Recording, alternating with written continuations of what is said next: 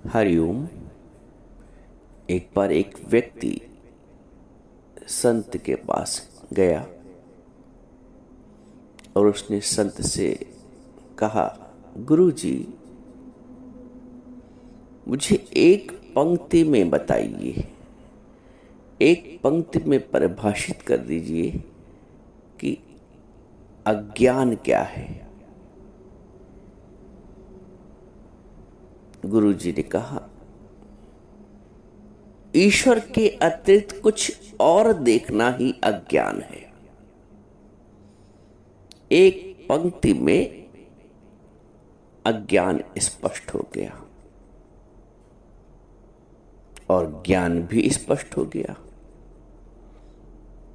ज्ञान क्या स्पष्ट हुआ कि सर्वत्र ईश्वर के दर्शन करना ही ज्ञान है और ईश्वर के अतिरिक्त कुछ अन्य देखना अज्ञान है। जैसे बर्फ में जल के सिवा कुछ और देखना अज्ञान है, मटके में मिट्टी के सिवा कुछ और देखना अज्ञान है, आभूषण में स्वर्ण के अतिरिक्त कुछ और देखना अज्ञान है। वैसे ही जगत में जगदीश के सिवा कुछ और देखना ही अज्ञान है। अब आते हैं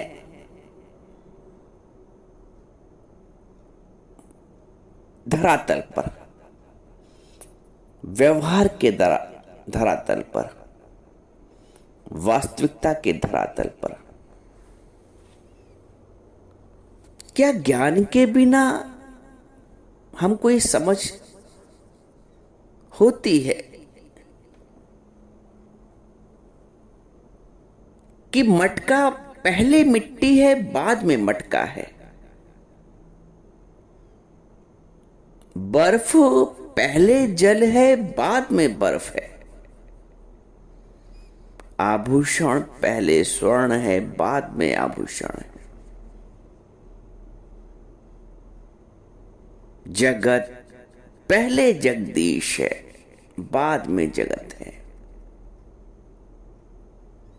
दो स्थितियां होती हैं,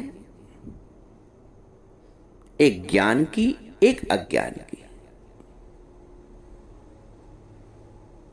यदि मिट्टी अपने आप को मटका जान ले, ये अज्ञान है। मिट्टी अपने आप को मटका मान ले, ये अज्ञान है। और मटका अपने आप को मिट्टी मान ले, जान ले, ये ज्ञान है।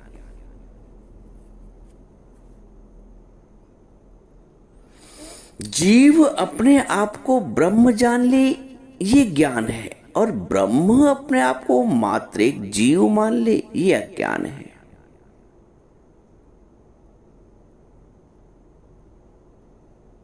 मटका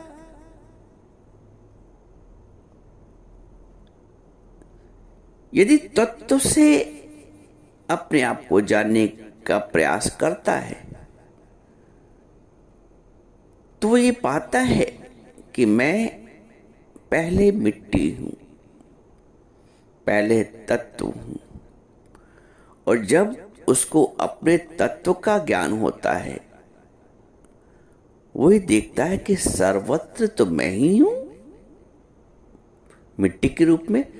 जैसे हम ये कहते हैं कि सकल पसारा राम का। तो जब उसने अपने तत्व को जाना मटके ने, तो वो देखता है कि संपूर्ण पृथ्वी पे, संपूर्ण भूलोक में, चाहे वो पहाड़ हो, नदी हो, संपूर्ण धरातल पे मैं ही तो विद्यमान हूं।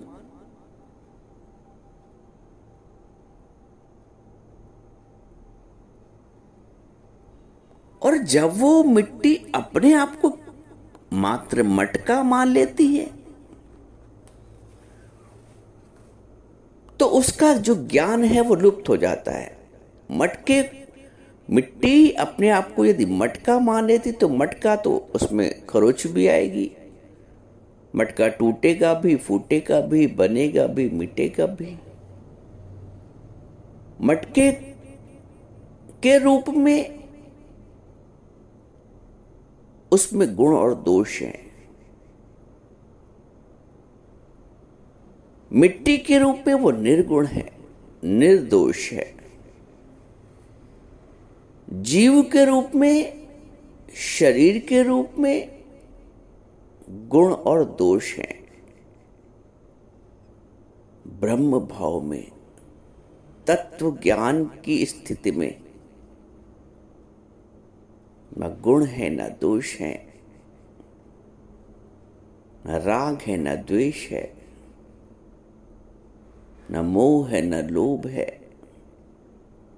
न शोक है न हर्ष है, विषाद है, न जन्म है न मृत्यु है।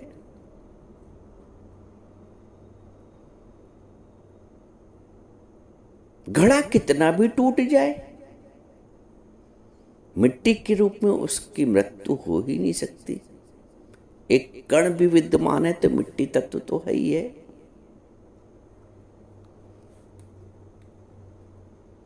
तत्व का अभाव नहीं है। बर्फ कितना पिघल जाए, तत्व के रूप में तो वो रहेगी ही ना।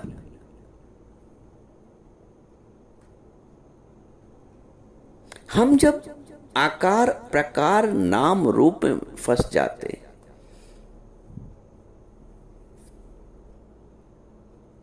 हम अज्ञान में आ जाते हैं।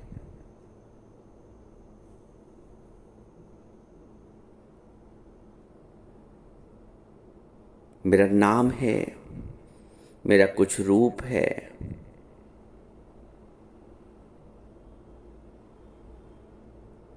क्या नाम सत्य है? आपका जो भी नाम है, मान लीजिए आपका कुछ नाम और होता तो संभवतः वो नाम पक्का हो गया होता।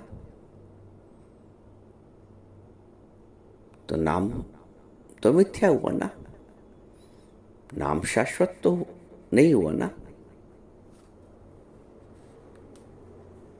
जो नाम तुम्हें पक्का हो गया है वो नाम ना पहले था शरीर के धारण करने से पहले, और ना ही शरीर के बाद ये नाम होगा। जो शाश्वत नहीं है वो मिथ्या है। रूप जो आज प्राप्त है, इस शरीर को धारण करने से पहले ये रूप भी नहीं था। ना जाने कौन सा रूप रहा होगा। और शरीर को धारण करने के पश्चात जब हम शरीर छोड़ते हैं तब भी ये शरीर दोबारा वापस नहीं मिलेगा, अर्थात रूप भी मिथ्या हो गया। तो मिथ्या के जीवन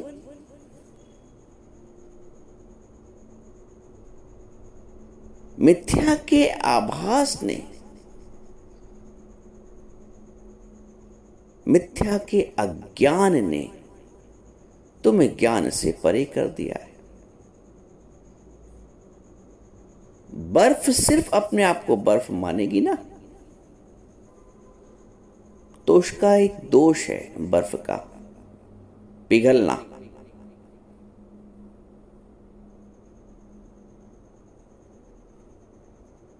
जगत अपने को मात्र जगत या शरीर अपने आप को मात्र शरीर मानेगा। तो जगत का दोष, शरीर का दोष यह है कि वो एक दिन नहीं रहेगा। घड़ा अपने आप को मात्र घड़ा मानेगा तो उसका ये दोष है कि वो एक दिन नहीं रहेगा। लेकिन जब वो अपने आप को अपने स्वरूप से, तत्व से जान लेता है कि मिट्टी के रूप में मैं सर्वत्र रहूंगा, सदैव रहूंगा, जीव जब अपने आप को आत्म तत्व से जान लेता है तो उसका जो भय है मिटने का, मरने का, रोगग्रस्त होने का, समाप्त हो जाता है।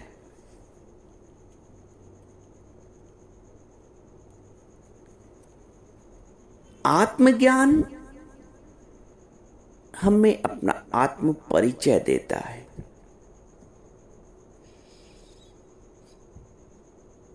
दुनिया के सारे ज्ञान हमें द्वैत में फंसा रहे हैं, दूसरे में फंसा रहे हैं, विकारों में फंसा रहे हैं, विषय रस में फंसा रहे हैं। आत्मज्ञान हमें आत्म भाव में स्थित करता है, विषयों से परे, विकारों से परे, द्वैत से परे, जन्म और मृत्यु से परे, सुख और दुख से परे।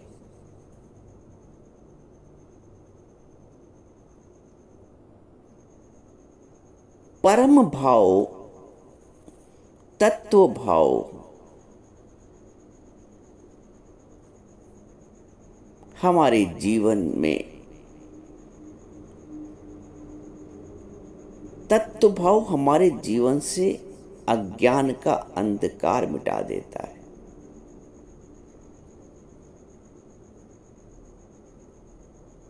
आत्मभाव ज्ञान का प्रकाश भर देता है। कितने व्यक्ति संसार में ऐसे होंगे जो ज्ञान के प्रकाश से प्रकाशित होंगे? कुछ चुने हुए जिन पर गुरु की कृपा हो गई है, जिनको गुरु ने अपनी मशाल से जला दिया है, प्रज्वलित कर दिया है, वही प्रकाशित हैं। बाकी सब नाम और रूप के आवरण से ढके हुए हैं और सारा कष्ट नाम और रूप को है। मैं हूं,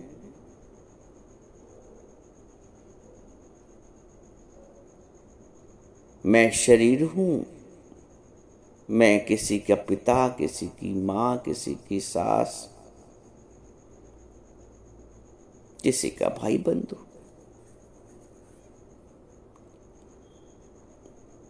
करोड़ों साल से ये संसार चला आ रहा है, सृष्टि चली आ रही है। क्या कोई भाई बंधु, कोई माता पिता, कोई पति पत्नी, कोई शाश्वत टिका है क्या? कोई भी तो नहीं टिका। क्या टिका? जो अशाश्वत था वो मिट गया। न जाने कितना जगत मिट गया है अब तक, और जो दिख रहा है वो भी मिट जाएगा। लेकिन जिस जगदीश ने जगत को धारण कर रखा है, जिस पुरुष ने प्रकृति को धारण कर रखा है, वो पुरुष आज भी शाश्वत वैसा ही है, दृष्टा स्वरूप।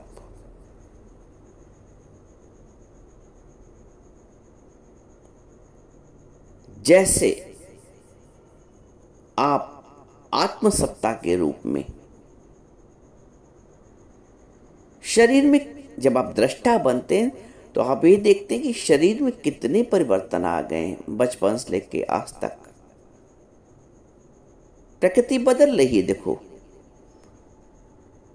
शरीर बदल रहा है, मन बदल रहा है, बुद्धि बदल रहा है, क्योंकि विचारों में परिवर्तन आ गया। बचपन के विचार कुछ और थे, लड़कपन के, युवावस्था के, जवानी के विचार कुछ और बन गए, वृद्धावस्था में विचार कुछ और बन गए। शरीर भी बदला, मन भी बदला, बुद्धि भी बदली, विचार भी बदले, भाव भी बदला, एक चेतन ना बदला है जो दृष्टा स्वरूप है, जिसने अपने शरीर को बदलते हुए देखा। आपने अपने शरीर को बदलते हुए देखा कि छोटे में मैं ऐसा था, छोटे में मैं ये कपड़े पहनता था, छोटे में मैं ये करता था, जब मैं स्कूल जाता था तो ऐसा करता था। वो दृष्टा तो नहीं बदला, वो चेतन तो नहीं बदला, शरीर बदल गया, मन बुद्धि विचार भाव सब बदल गया। जो नहीं बदला वो आप, जो नहीं बदला वो आप, और वो आप शाश्वत है। वो जो आप है ना दृष्टा, वो शरीर के धारण करने से पहले भी था और शरीर के ना रहने पर भी रहेगा। मटके के बनने से पहले भी मिट्टी थी और मटके के ना रहने के बाद भी मिट्टी रहेगी। तत्व ज्ञान इसे बोलते हैं। आत्मभाव में मैं इस शरीर को धारण करने से पहले भी उपलब्ध था और इस शरीर को छोड़ने के पश्चात भी मैं तो रहूंगा उपलब्ध। मेरा स्वरूप कहीं आना और जाना नहीं है। मेरा स्वरूप जन्म और मृत्यु को धारण करना नहीं है। मेरा सच्चित आनंद रूप कोई कोई जाने रे। मेरा सच्चित आनंद रूप,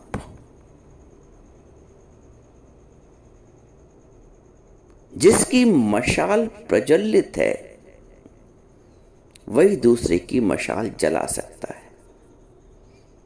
गुरु ने अपने आनंद स्वरूप को जान लिया है।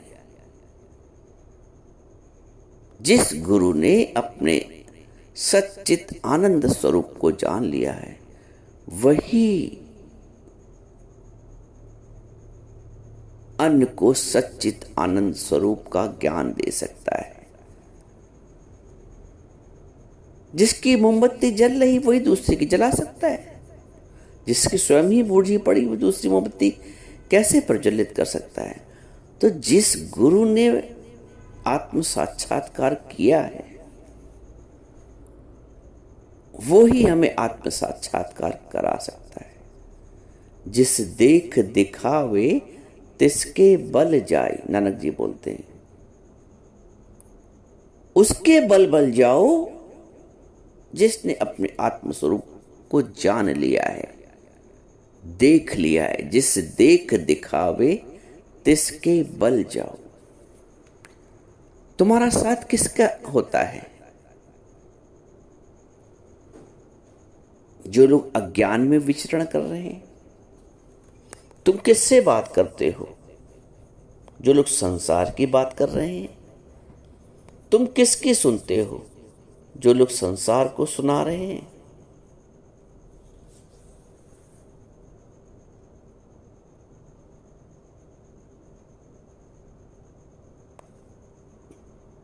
ये जो समय है ना,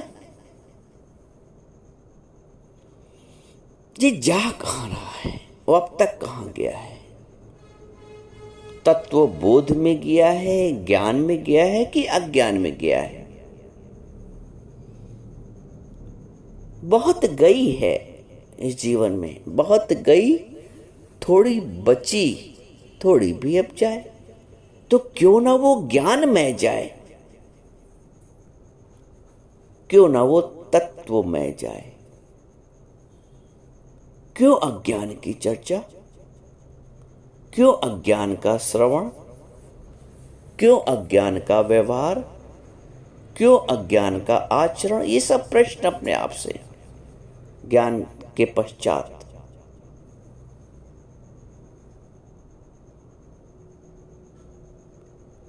एक डॉक्टर ने डॉक्टरी पढ़ ली है, उसके पश्चात वो चिकित्सीय नियमों का उल्लंघन करे, अनपढ़ों वाले कार्य करे, वो दोषी है। एक वकील ने वकालत का अध्ययन किया है, समस्त नियमों धाराओं का ज्ञान उसको हुआ है। अब यदि वही नियम तोड़े, सत्संग में आने के पश्चात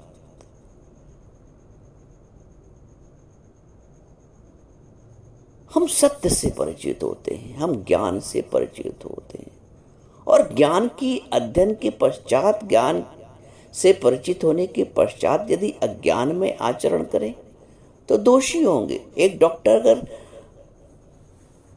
डॉक्टर के विरुद्ध कोई कार्य करता है तो वो दोषी है। शिक्षक अगर शिक्षक कार्य के सिवा कुछ करता है वो दोषी है।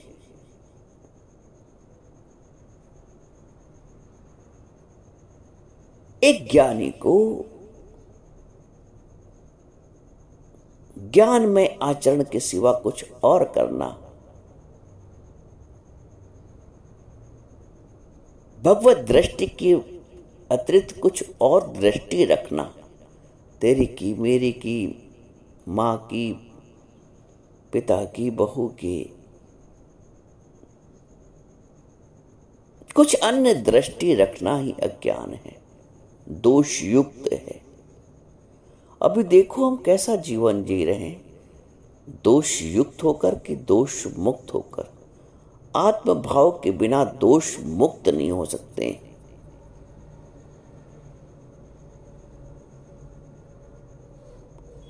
आत्मभाव के बिना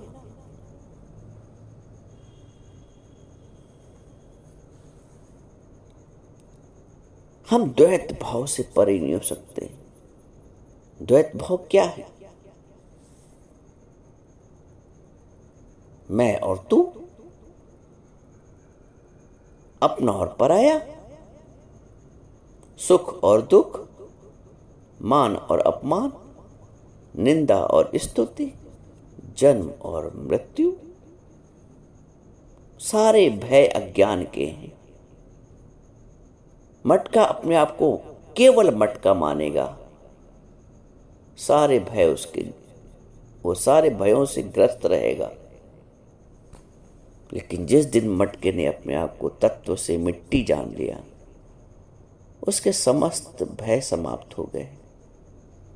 जीव जब तक अपने आप को जीव जानेगा, उसके सारे जो द्वैत वाले भय हैं उनसे वो ग्रसित रहेगा। लेकिन जिस दिन अपने आत्म तत्व का निश्चय हो गया, वो भय मुक्त हो गया।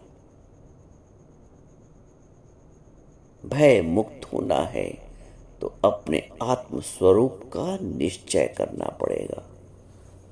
मैं ना मरबो मरबो संसारा। आत्म तत्व का निश्चय किए बिना हम जीवन मुक्ति का आनंद नहीं ले सकते हैं। अभी निश्चय करो, अभी मुक्ति है। अधुनयो सुखी शांत, बंधन मुक्त भविष्यसि।